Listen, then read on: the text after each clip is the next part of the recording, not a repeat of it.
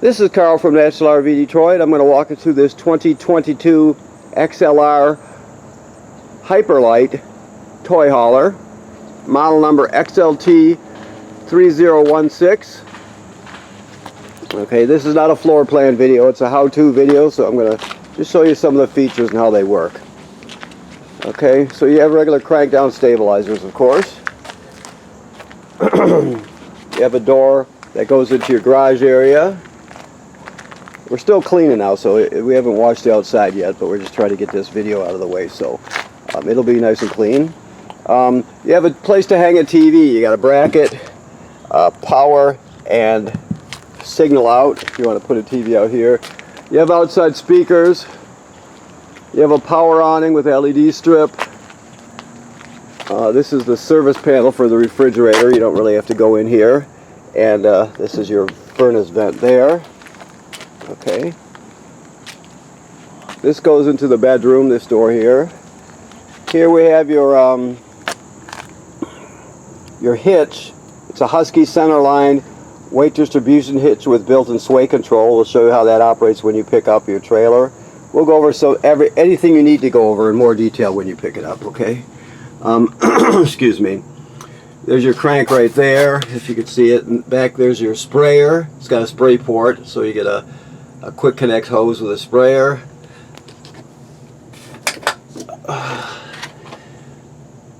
This is your kill switch for your battery. If you want to shut the battery off, you just turn that key to off, and it's that simple. Okay. Coming around the front, you have a deep cycle marine battery, 2 LP tanks which are full right now, automatic changeover regulator. This is your power tongue jack here. Of course, it's up and down, and then you have a hitch light on it. And if this ever fails, you could also, there's a small crank. You can use the crank on here, pull this plug out. You can actually crank it manually to get you out of trouble. You can always get hitched and unhitched no matter what. I haven't seen the crank yet, but I'll make sure it's in here. Okay, this is just prep for a generator. You can see right here. You got your fuel line, you got your power. This is your dump hose here, and this is just a reducer. Reduce your 30 amp down to a, well, actually this has a 50 amp, so you can see your 50 amp cord here, and then we have it reduced down to a 30, and if you need to, you can even reduce it one more time down to a 20. Of course, you can't run the air conditioner on 20, but you can run everything else. So we have that. Cable and satellite in. This is your water heater here. Now, the water heater works on both gas and electric. So, in the lower left-hand corner here, there's a rocker switch on and off. That controls the electric heating element that's behind this cover here, right? This is the gas burner. There's a switch inside to control the gas burner. I'll show that to you when we get inside. And this is the drain plug, 1/16" 6-point socket to drain it. Now, if you drain it, which most people do, just make sure you refill the water tank, the hot water tank, before you turn on the electric heating element or the gas burner, because you can you'll damage the heating element for sure, but you can also do more damage than that with the gas burner. So make sure you always refill the tank before you start using it, okay? And never take this out or drain it or release the pressure or anything like that when there's still hot water in it. Of course, you don't want to scald yourself or worse. I don't know if I can do this with one hand here. I don't think I can. Maybe. Yeah, I guess I can. Okay. So here we have your city water connection here, the most common way to get water to the trailer. The second most common is the freshwater tank fill. So if you're camping someplace without city water, you can pre-fill your fresh water tank and then use the onboard pump to pump the water. All the plumbing will work as though you have city water hookup. You just be pumping it out of the tank. Okay, and then of course you have a black tank flush. After you dump your valves, or your tanks I should say, after you pull the valves to dump the tanks, all I have to do is find them here. Bear with me a second. Okay, over here, you can, like it says on the sticker here, you can leave the black tank valve open, then you hook a hose onto the black tank flush. It'll spray out the inside of your black tank, clean off the sensors so you get a really good reading, that sort of thing. So that's a good thing to do if you have a working hose at the dump station. This is where you hook your sprayer up to. It's a quick connect for water. Alright, your slide, just so you know, there are different types of slide outs. This one's called an AccuSlide, just in case you would need to know that. These are your two gray tanks in your black tank and your holding tank. That's what it's telling you. It's actually it'd be right over them when the slide out is closed. Okay, so fill for your fuel tank. I don't have this open right now, but your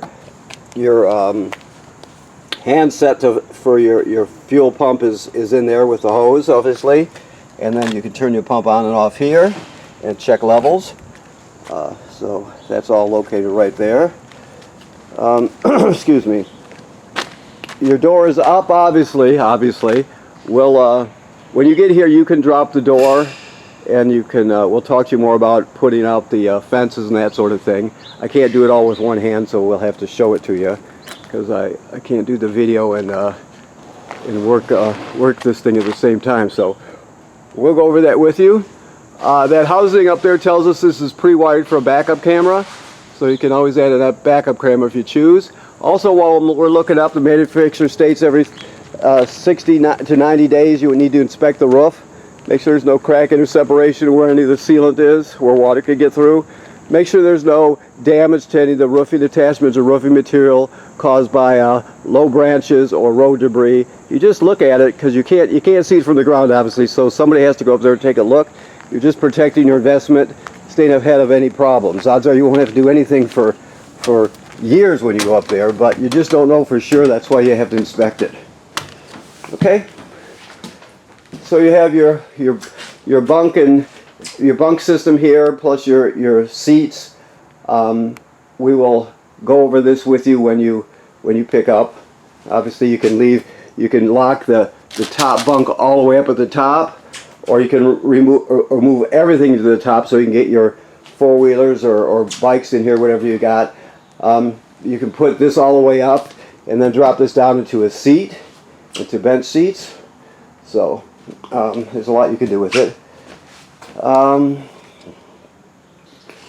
This is a jackknife sofa, so it'll lay flat and turn into a bed if you choose to do that. Let me get some more light in here so we can see. All right. Okay. So this is pre-wired for a generator, as we talked about. It's got the controls there. These are all lights here. Your awning, your power awning, extend and retract. Never leave the awning out unattended. Okay. Slide room. You have your water pump. I talked about pumping water out of the fresh water tank if you don't have city water. That operates right there. You also use that to winterize the trailer. To turn on your water heater on gas to light it, you go like this. There's your fault light there. Remember I told you to turn on the heating element. There's a switch in the lower left-hand corner. You have tank heaters on this one. So you have heating pads on all the holding tanks. You can turn it on right there. This is a master switch for your fuel pump here. Okay. And then, of course, all your levels are right here. Very simple. Battery, fresh water, so on and so forth. So you have one black tank and two gray and a fresh water tank. Now the thermostat works like all thermostats. You just hit the mode button to light it up. Then you'll just keep poking it till you scroll through everything and just pick out the function you want, of course. Power vent with a power lid. That's controlled right here. Okay. Your refrigerator is a gas absorption refrigerator, meaning it works on 110 AC or LP gas. So, whoops, right now, that's on and off right there, but right now they've got it on auto, and auto is the most common way to use it. Auto means that it'll automatically search for 110 AC and use it if it finds it. If it can't find it, it'll automatically switch to gas and light on gas. If you leave early in the morning, everybody leaves and you go out exploring for the day, and soon after you leave, it's a hot day and the power goes out at the campground. Well, it'll sense that and automatically switch over to gas for you. So that's the best way to leave it. It's just like that. Okay. Okay. One last thing is to set the temperature. This thing is called a thermistor. It's just basically it's on the end of this wire. It's a cylinder. This is just a clip that holds it in there. But as you can see from the sticker here, the higher you go with it, the cooler it is in the refrigerator. So generally speaking, during the summer, you're going to have it up as high as you can get it. Okay. Alrighty. So we have your TV, obviously, and there's a remote for the TV right here. Then you have your sound, which has a remote right here. Now, this has FM radio. It has a USB drive, so you can stream off, put your albums or whatever on a USB stick and take them with you. It has Bluetooth, so you can stream wirelessly from your phone to your tablet. It has A and B for the zones. A is inside the trailer, B is outside the trailer, so you have 2 zones. So you have all that. Then, of course, your fireplace is right here. Okay. So, right there you have low, that's the fan speed. High fan speed, it really kicks out the heat. Okay. I'm going to put new batteries in this. It doesn't seem to be working very well. Oh. So you can set the color of the crystals. You can set the flame color. I think I like that right there. And it also has a timer on it. So you can set it to turn on and turn off when you want. I'll keep this out so I remember to look at the battery, put a new one in. Now this device down here is your power converter. It converts AC to DC power. So when you're plugged in, you got 110 AC at these circuit breakers here. These are 110 AC circuit breakers like you see at home, and they're all labeled also. Then the power is converted to 12 volt DC over here. Whoops, let me fix that, I'm sorry. 12 volt DC over here. And they're all labeled for the 12 volt fuses. This is also a battery tender, so it'll sense how much energy your battery up on the tongue needs, and it'll always keep it charged. As long as you're plugged into shore power, it'll always keep it charged for you, so it's a battery charger. So it converts AC to DC power. It's a control panel or a service panel for the AC and the DC, and it charges your battery. So it does all that. Now this has a built-in vacuum, right? So you can see right here.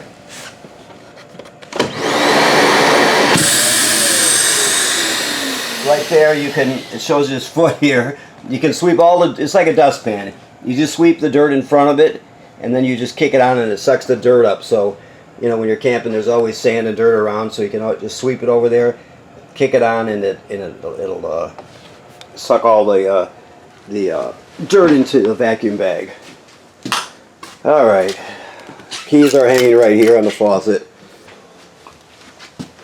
Microwave works like any other microwave. This is your packet with some information in here, or I don't know what that is. I didn't actually. Oh, your license plate was in that. That's what it is. Okay, so you got your microwave. We're still cleaning in here, like I said.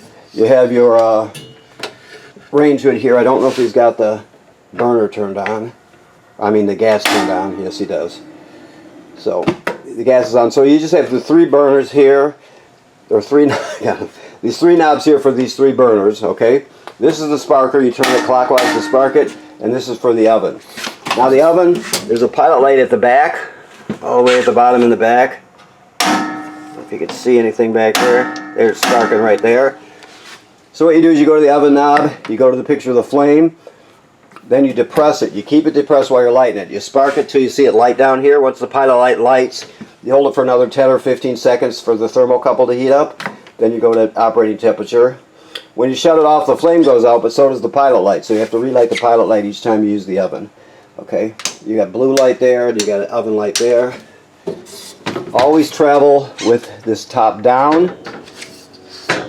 Okay, this is all your stuff here that I was telling you is in the microwave. This is all the literature for everything. You have, this is, for example, that I showed you the TV bracket outside. Well, this is the other half of it, so you can hook this to a TV set and that sort of thing. This is I can't really show you at this point, but in order to operate this slide in emergency, you can put this on a drill, right? It's got a number 3 square bit on it. You put that on a drill, and the motor's right back there. You can get it, once you get up there, you can slip it on the back of the, I think this one has the square on the back of the motor, but anyway, there'll be a place up there to hook this up to. You can just use the drill to bring the slide out in and out in an emergency. Okay, that's what that's for. This, you can use this as you choose, but basically this is a tire monitor. Inside your tires and on your wheels, there's a sensor that's put on there when the tire is put together. So it's directly across from the valve stem, on the other side of the wheel, stuck to the wheel, right? So that's so you know about where it's at. And basically you set this up, and it'll tell you the tire pressure, it'll tell you the temperature of the hubs, that sort of thing. So you can read more about it, but that comes with it. Alrighty. This is your carbon monoxide LP gas detector right here. It should always be green like it is. If it's not green, get it serviced. It's important, obviously. If it goes off, it's detected carbon monoxide or LP gas. You take everybody outside. Leave the door open. Shut all the appliances off. Shut the gas off of the front and figure out what's going on, okay? Alright, so here you have another 4-speed fan, and the control is right here. Okay. Sink works like any other sink. Shower works like any other shower. The toilet, like all RV toilets, sits right over a black tank. So right now the black tank's empty. You can't, and it's going to be empty after you dump it, right? So you can't use this toilet dry, or any RV toilet dry. You have to have chemical and water in the black tank. So when you get to the campground, you hook up your power and your water, right? Then you're going to put a dose of chemical right in the bowl. There's your flush pedal right there, and you'll step on it, and water will come out, and you'll hold it down long enough to put at least a gallon of water along with the chemical into the tank below. Then you can use it. If you don't do that, it'll get clogged up, number one, and number two, it'll smell terrible. So you can't run it without water and chemical in it. So anytime you're starting off with an empty black tank, you put chemical and water in there, okay? This is the main part of your vacuum right here. Okay. Just curious what's in here, if anything. This GFCI here, there's going to be probably 2 of them in this trailer. All the plugs are wired through a GFCI, even the one on the outside. So if you're using something outside it pops, you're going to reset it here, for example. Okay. And these are your tables for and your poles that go in the back in between your 2 benches that are below the bunk back there. Okay. Under here you're going to have some storage. Yeah, some storage under there. Let's see what else we need to know here. Another thermostat here. The door we talked about. There's also a closet here. Oh, not a closet. There's also a passage door here. One goes into the bathroom, the other one goes to the hallway. Okay. What was I going to say? Oh yeah. So this right here, this telling us is pre-wired for a public Wi-Fi booster. You see the 4G written on there, but you don't really pay attention to that. The main function is a signal booster for your digital or for your Wi-Fi. So if you were to get the kit, you can scan that code there and it'll tell you more. But the kit consists of an antenna that goes on the roof and a router box that would go right here. And that just gives your family better Wi-Fi, stronger signal, more secure. And so if you use a lot of Wi-Fi, it's something to look into anyway. It's all pre-wired for that. Okay. And I did show you we're wired for television here somewhere also. Oh yeah, up there. So, and there's even a TV backer on this board here. So, okay. Okay, I think that does it. Let me look around here. Excuse me. Okay. I think that about covers it. So, first of all, thank you for purchasing your trailer here at National RV Detroit. Second of all, remember what I said about inspecting the roof. That should be part of your regular maintenance. It's important. And third, right now there's no antifreeze in the system. It's all been replaced with fresh water. The water tank is full, and the valves are in the summer position, so in the camping position, so the valves on the back of the water heater are set correctly. It's full. If you drain it, remember to refill it before you use the tank, okay? Before you use the water heater. I mean, fill the tank before you use the water heater. Okay, hopefully that made sense to you. Anyway, so let me look around. Yeah, I think that pretty much covers it. Okay, thank you very much.